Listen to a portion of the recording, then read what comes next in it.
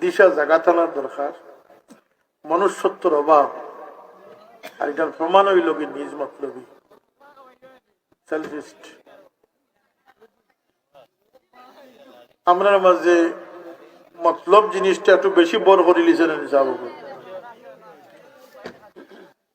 পুকুর থেকে আমরা বাড়াইতাম হইব, কারণ আমরা এই মতলবী যতদিন থাকবো ইমানের স্বাদ আমরা লইতাম পারতাম না। আমরা সখী বনতাম হইব, উদার বনতাম হইব, খয়ের খা বনতাম হইব।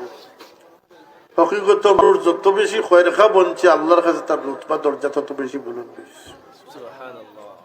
এর লাগি দুনিয়ারে সুন্দর রাখার চেষ্টা করতাম, আর এর পাশাপাশি দোয়া করতাম যে আল্লাহ আমরা মানুষের মতো মানুষ বানাও, মনুষ্যত্ব দেও, সখী উদার প্রেম ভালোবাসা দিয়ে আমরা অন্তর ভরিয়া দেওয়ার আমরা নামাজি হালাল রোজগার বানাইয়া দেও।